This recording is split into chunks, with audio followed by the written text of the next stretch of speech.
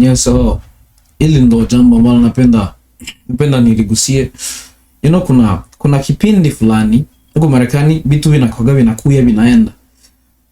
Kuna kile kipindi ambacho ni huko nyuma kidogo palikuwa na makundi mengi ya wasanii. Kama unaweza kukumbuka, kama kila kijana alikuwa anajifunga vitu humu. Alikuwa anajifunga Amerika mkichwa. Kile nilikuwa kipindi cha watu kupenda kucheza sana. Kila mtu alikuwa ni dancer kipindi hicho. Kila kijana alikuwa ni dancer kabisa. Tena dancer mkubwa.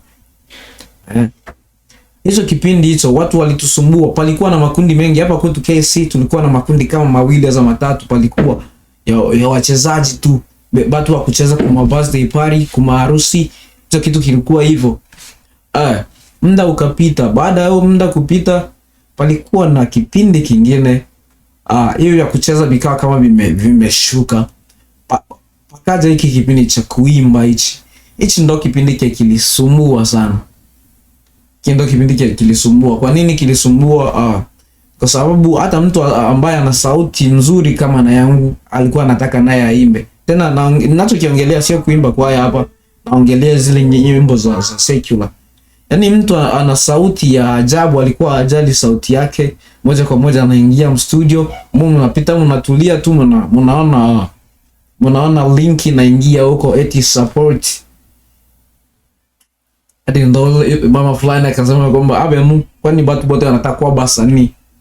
So hicho kipindi nacho kilipita. Hicho kipindi kilipita 2021, 22, 23 huku mitandaoni, jambo liloja sana kwa mabinti wengi walianza kuhubiri mitandaoni. Wakati huo walikuwa na mabinti, ndio kile kipindi kile mabinti wali trend sana na mambo ya kujirusha online, kuposiwa kwa video zao za utupu. Hilo jambo lilitrend sana kipindi hicho, likawa limezimika.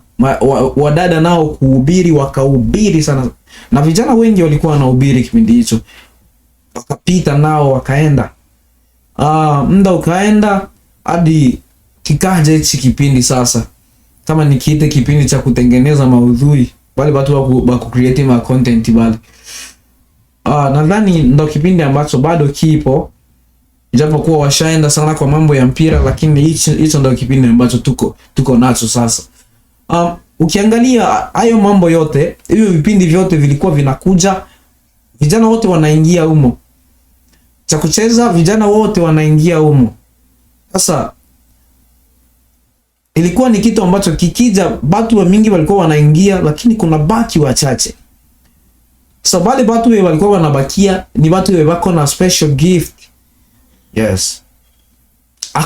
Ni gifti alipata kwa Mungu ya kucheza. Even though anacheza nyimbo za secular, but ni gifti anatoa kwa Mungu.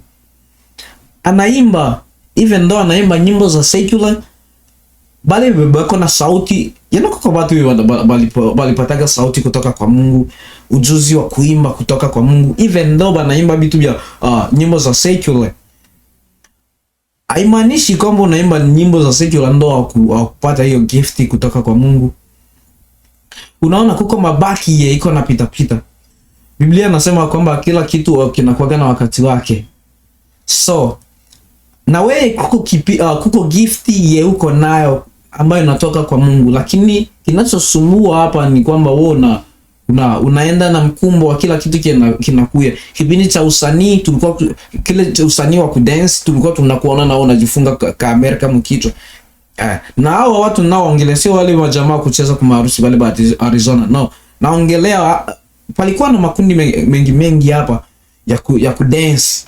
Tulikuona huko. So kama unaona vipindi vinakuja na kupita. So kuko kitu kile Mungu alikiweka ndani yako, lakini akijafanya kazi. Sababu ya hicho kitu kutokufanya kazi ni nini? Ni kwa sababu wewe unaenda na kila kitu kinakuja, kila trend inakuja, uko unapita nayo, kitu ambacho sio mpango wa Mungu.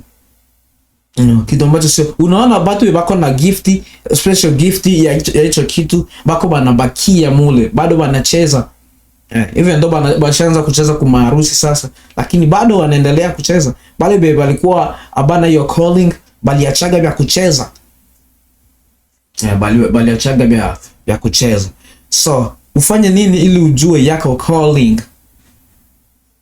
Jitahidi uwe close na Mungu, uwe karibu na Mungu. Bali batu bote bali pataga ufunuo wa kumjua Mungu vizuri, bali elewaga zabo calling, bali elewa na bitu bie Mungu alibapatia, bali elewaga mi kipaji changu ndo hichi hapa, wito wangu ndo huu hapa. Kwa kuelewa hayo mambo yote, sio mambo ya kiroho, mambo ya kimwili sana. Kuna mtu, kuna kijana ukianza kucheza mpira unaona kwamba huyu sio kipaji chake, ana force tu. Hayo mambo ni yako hivyo. Lengo la mimi kuongelea ni nini? Kuko watu wanapoteza muda mwingi sana kuchase dream ambayo habastahili chase. Ni bora ulamuke hiyo dream kwa sababu hauna calling hiyo ngambo. So nafasi yako bado ipo, jitahidi ufocus ili